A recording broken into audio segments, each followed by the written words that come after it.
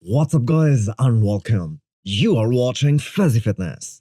So in today's video, we are gonna talk about the craziest bicep peaks of all time. And I'm not gonna mention names like Ronnie Coleman, Marcus Rule, Robbie Robinson, Lee Priest or Arnold or any of the other famous guys because everybody knows about them.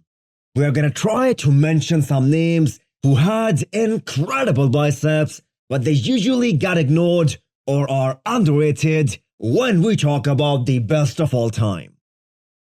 Let's start with the legend Darren Charles. I am calling him a legend because this guy competed for over 2 decades in 2 different divisions. He was an open bodybuilder in 2000s, and when the classic physique was introduced in 2016, he switched to the smaller division. And he was actually able to qualify for the Olympia in Classic as well. Along with his great bicep peaks, he was a master poser as well. He would implement these breakdance moves extremely well in his posing routines. Darren definitely deserves to be in the list of the athletes with craziest bicep peaks. The next guy I am gonna talk about is Leonard Saint. I think this guy has one of the most unique bicep peaks in the bodybuilding history. Not only did he have shape, but height to that peak as well.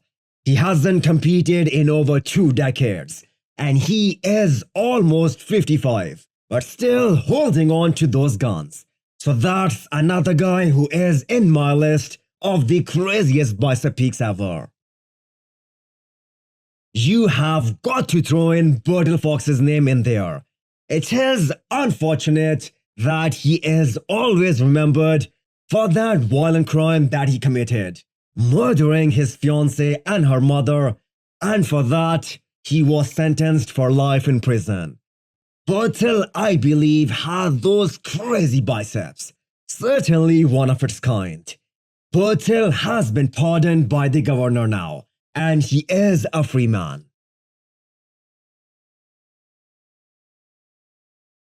Brian Buchanan is actually more famous in the bodybuilding world for having the smallest waist in the bodybuilding history, but those biceps were top-notch as well.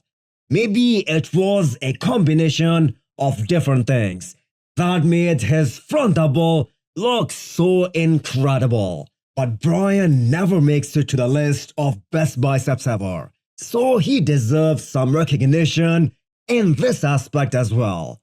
So who comes to mind when we talk about the current IFBB pros who is very reminiscent of Brian?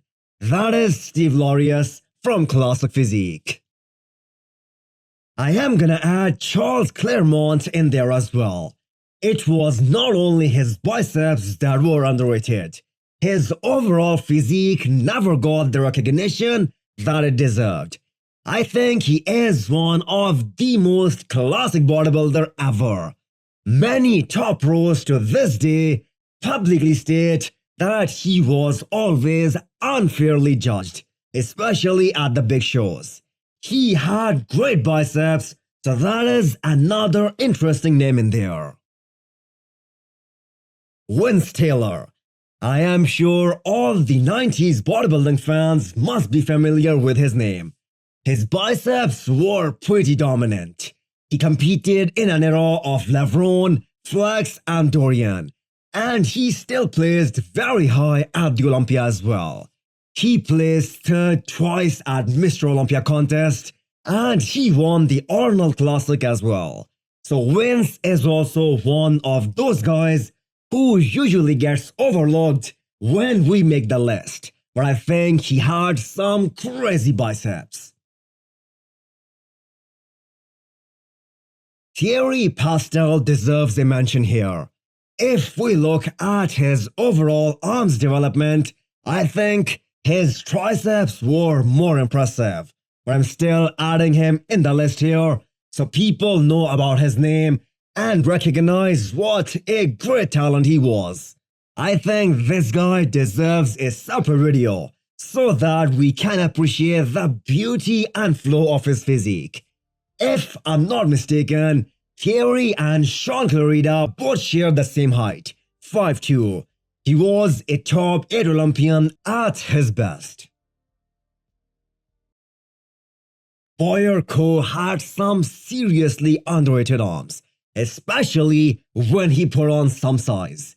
He competed in the 70s and 80s against some of the biggest names of all time, like Arnold, Sergio Oliva, and Frank Zane. And still he placed very well in some of the Mr. Olympias. I understand why he doesn't make it to the list of the best biceps of all time. Maybe because his arms were more tricep dominant, but still his biceps looked crazy good. Can Paul Dillette make it into that list? I guess not, because his arms were overall very big, but he didn't usually have high bicep peaks.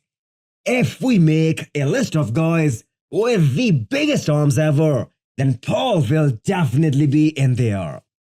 Mike Matarazzo also falls in that same category. Unbelievably big arms, but not so much of that bicep peak and that split. Him and Paul were definitely the crowd favorites because whenever they hit that front double, the crowd would just go nuts. So guys, let me know what names did I miss who had great biceps but never got the recognition. I am gonna make a separate video on top 5 craziest peaks of all time and some other names who aren't mentioned in this list. So hit the thumbs up button if you liked the video and smash the subscribe button if you wanna come back for more. Thanks for watching.